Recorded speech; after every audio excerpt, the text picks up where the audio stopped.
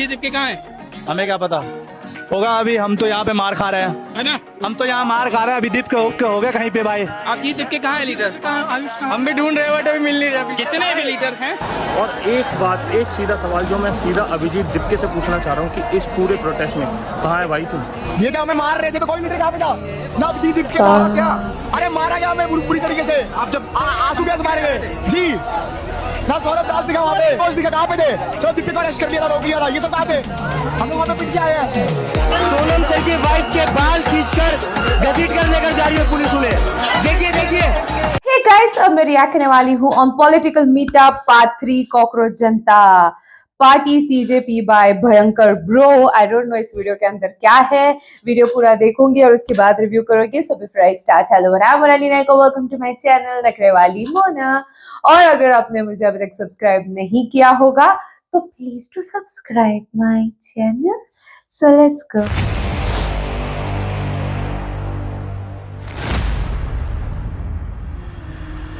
सोचिए, दमनकारी ये सरकार, दमन का एक हिस्सा ये भी होता है कि सूचना का प्रसार प्रचार बंद कर दिया जाए ताकि लोगों तो खबर न पहुंचे।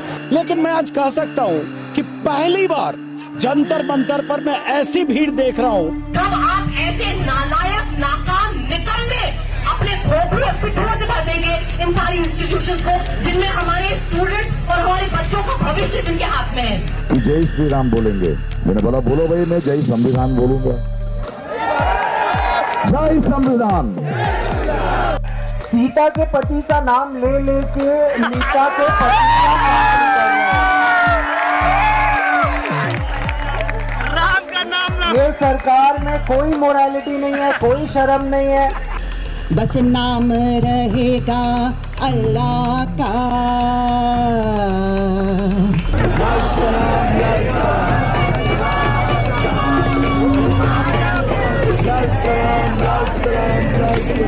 बस ये कि हम इस प्लेटफॉर्म को पॉलिटिकल प्लेटफॉर्म नहीं बना सकते, बिकॉज आपने क्राउड देखिए, क्राउड कम्प्लीटली यहाँ पर ऑर्गेनिक क्राउड आ रही है। सारे मैक्सिमम यूथ आ रहे हैं या उनके पेरेंट्स आ रहे हैं जिनके बच्चे अभी 10th में या 11th में है। कोई तो ऐसा फेस होगा जो आप चाहेंगे कि अगर ये आ जाए ना तो मेरा CJP protest. Existing political party से हम किसी को नहीं चाहते। ये जो मूवमेंट है, ये मूवमेंट क्यों इतना जोर पकड़ रहा है? क्योंकि ये आम युवाओं की आवाज़ है। अगर वही पॉलिटिकल पार्टीज के नेता आ जाएंगे तो फिर पॉइंट क्या रहेगा?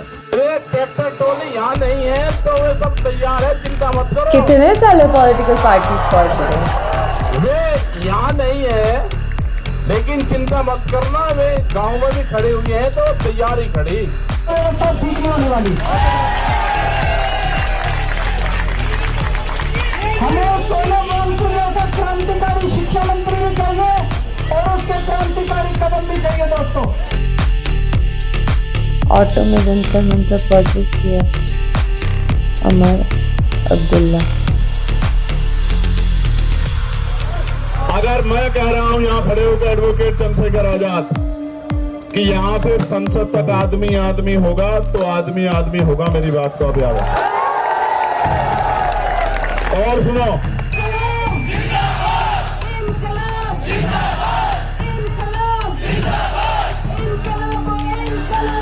कितने सारे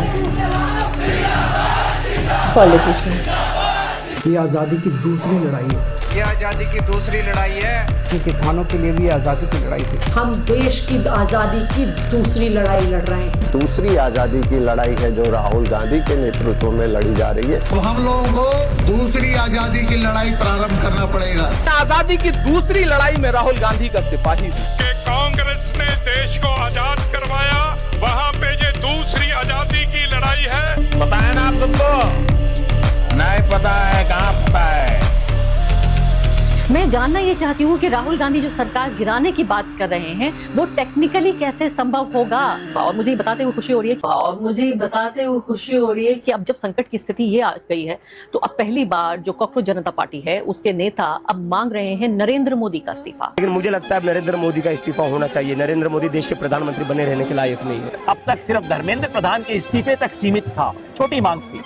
अब मामला बढ़ गया है। युवाओं ने घोषित किया है कि अब तो प्रधानमंत्री का इस्तीफा मांगेंगे।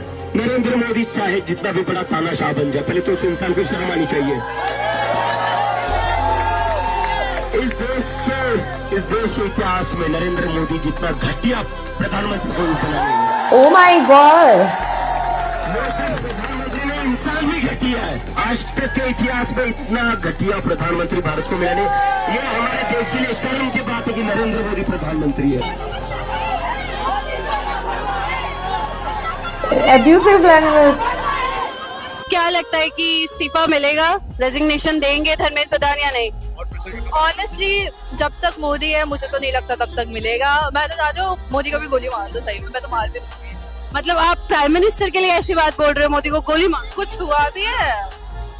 इतनी बड़ी बात बोल रहे थे प्रधानमंत्री के खिलाफ कि अगर सोनम वांगचुक को कुछ भी होता है तो हम संसद में घुस के प्रधानमंत्री को पीटेंगे। बिल्कुल बिल्कुल पीटेंगे। हम भूल जाएंगे कि हम एक संवैधानिक देश में रहते हैं। प्रधानमंत्री को पीटेंगे बिल्कुल।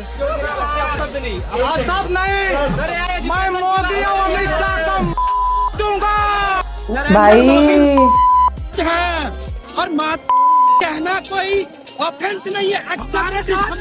भर चुका है, अब वो फूटने वाला है। अगर सरकार समझती है तो समझ जाए, वरना इस देश का नेपाल जैसा हाल होने से दूर नहीं है। संसद भवन उखाड़ दिया जाएगा, संसद भवन उखाड़ दिया जाएगा, इस्तीफा नहीं मिला तो उखाड़ दिया जाएगा, सब कर दिया जाएगा, नेपाल उखाड़ जाएगा, नेपाल नेपाल नेपाल।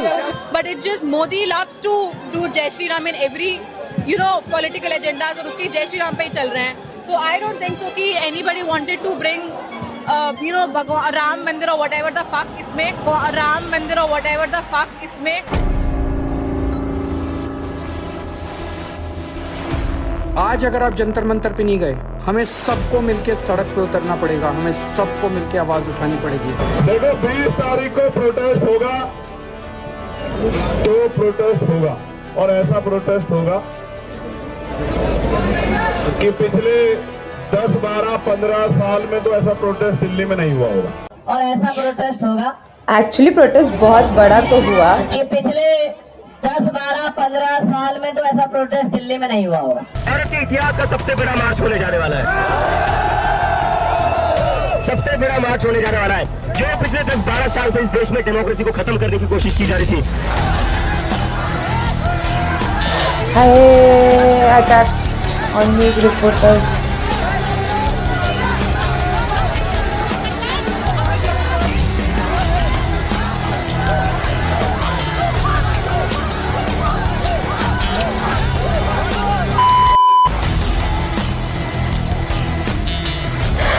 हाय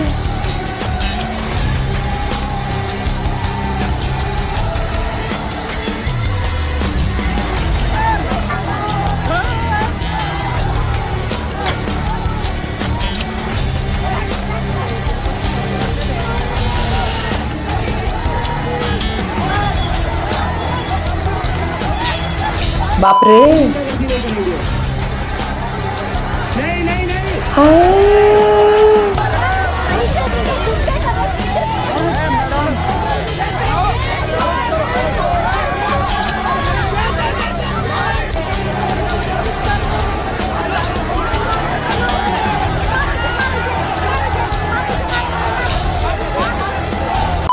यहाँ पथराव शुरू हो गया है, आरएफ के ऊपर पथराव शुरू कर दिया गया है। सब यहाँ पर की जा रही थी, पत्थर फेंके जा रहे भाई। पत्थर क्यों? बाप रे।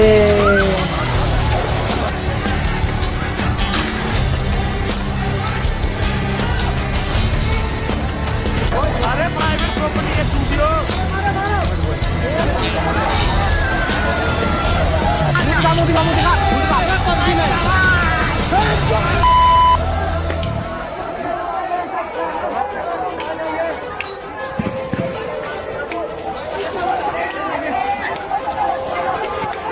अगर एक नुकसान हो गया, किसी को चोट लग गई, तो पुलिस की जिंदगी खराब करके रख दूंगा 1 मिनट में।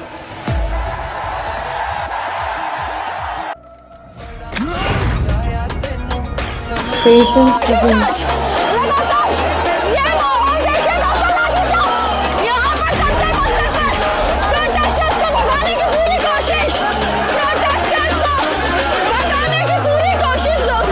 बस नाम रहेगा अल्लाह का। लाठी मार करके बाहर करो इनको, क्योंकि ये लातों के भूत हैं, बातों से मानेंगे नहीं।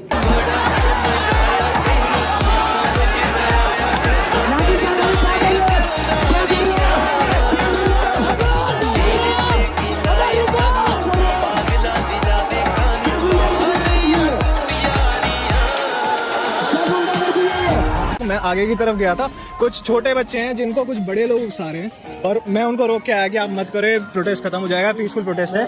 बट वो पीछे से कह रहे हैं हम खड़े हैं, तुम फेंको।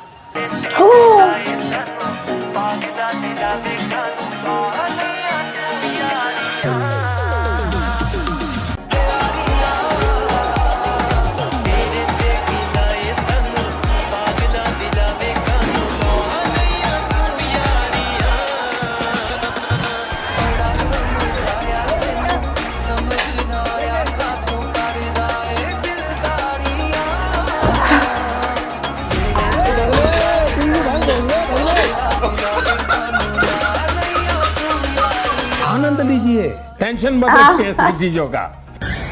आनंद ही तो नहीं लिया। जंतर मंतर पे प्रोटेस्ट पे बुला के ये भाई आप गए प्रोटेस्ट में, ये तो बहुत फेमस हो गया, उसकी वजह से मैंने बर्गर ऑर्डर करके खाया, मेरी इच्छा हो गई बर्गर खाने। आप हमारे लिए आवाज खड़े कर रहे हो, आप क्यों नहीं गए? ये तो गलत बात है। सिंपल ये बताइए, ये तो गलत बात है। आप मुझे बताइए सिंपल, आप क्यों नहीं गए? मैं जंतर मंतर पे भी आया, क्यों नहीं गए आप? ये बहन के लोड़े ठेकेदार, ये रात के 12 बज रहे हैं, गांड फटी में स्टूडेंट्स ने मार खाई, इनके चक्कर में स्टूडेंट्स बेचारे बहुत मार खाई रे, कितने लोगों को उठा। अब कहाँ गई तेरी ममता? तुम लोगों बता, अरे तू वहाँ पर क्यों नहीं है? अगर मेरे घर का बंदा, अगर तू उनको अपना मानता है, तू वहाँ पर क्यों नहीं था? कुछ लोग मेरे से पूछ रहे थे कि केजरीवाल जी कल आप क्यों नहीं थे प्रदर्शन में। मैं किसी कारण से पंजाब मुझे जाना पड़ा, लेकिन मेरे दोनों बच्चे प्रदर्शन में थे। अरे झूठ बोल रहा है, ये झूठ बोल रहा है। मुझे बच्चे पता ही नहीं है। केजरीवाल आतंकवादी है, 100 अबे यार खुद बोल रहा है। पैदा हुआ था।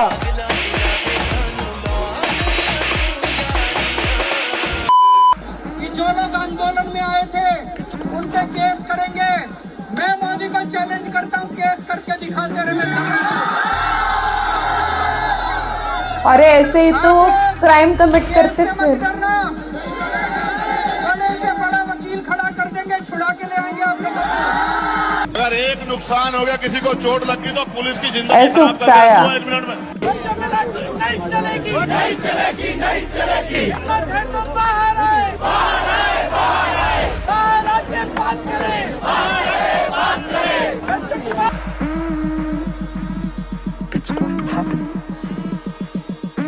कांग्रेस की सरकार एक नंबर की है भाई। कैसे कैसे ये समझा?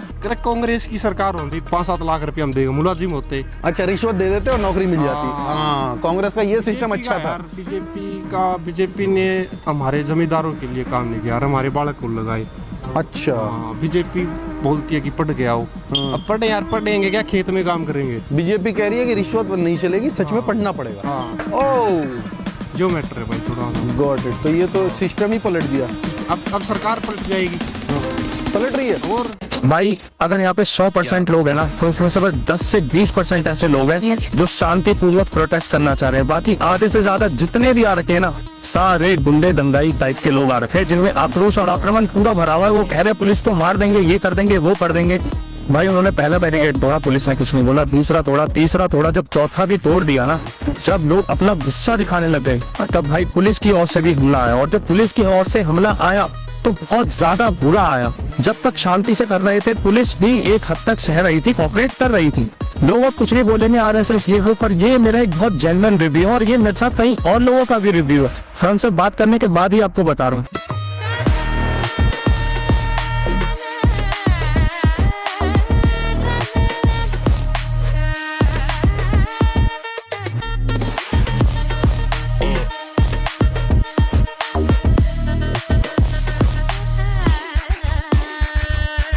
बाप रे।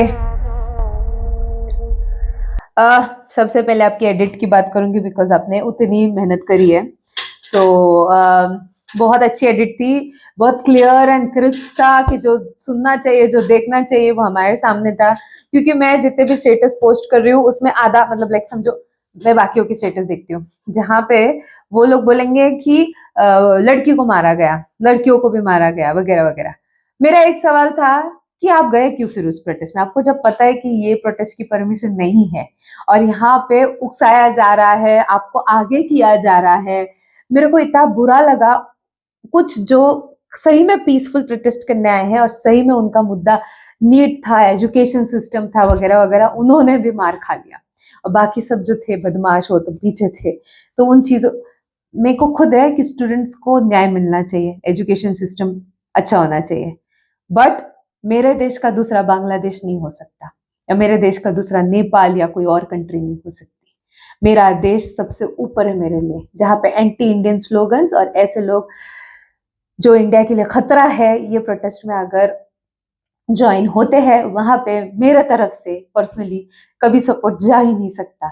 जहाँ पे मेरे धर्म के बारे में उल्टा सीधा बोला जाए, जहाँ पे मेरे धर्म को टारगेट किया जाए, वहां पे मेरा सपोर्ट कैसे हो सकता है? जहाँ पे मेरी लैंग्वेज को कुछ बोला जाए, जहाँ पे कास्टिज्म की बात होती है, जहाँ पे गालियां दी जाती है, वहां पे मेरा सपोर्ट कैसे हो सकता है? जब तक ये प्रोटेस्ट बहुत क्लीन था, बहुत अच्छा था, मुझे लगता है बहुत लोगों ने सपोर्ट किया होगा, बट जब ये प्रोटेस्ट ने एक यू टर्न ले लिया, तब मुझे ऐसा लगता है कि why people from Pakistan and everybody is making reels कि हमारा सपोर्ट है, हमारा सपोर्ट है। क्यों? पाकिस्तान तो कभी इंडिया से उनको कुछ खास लगाव कभी था ही नहीं, वो तो खुश होते हैं जब इंडिया के साथ कुछ गलत होता है, तो वो बस खुशी की वजह से इनको सपोर्ट, उनको वो चाहते हैं कि इंडिया का हर प्राइम मिनिस्टर 5 साल बराबर कंप्लीट कर लेता है, ठीक है, उनके वहां पे कभी नहीं होता, तो वो तो चाहते हैं कि इंडिया का भी हमारे जैसा डिस्टेबलाइज हो जाए। ये कैसे ग्रो कर रही है, ये कैसे आगे बढ़ रही है, ये कैसे आग दिखा रही है बाकी कंट्रीज को, ये कैसे अपना पॉइंट रख रही है, ये कैसे हो सकता है?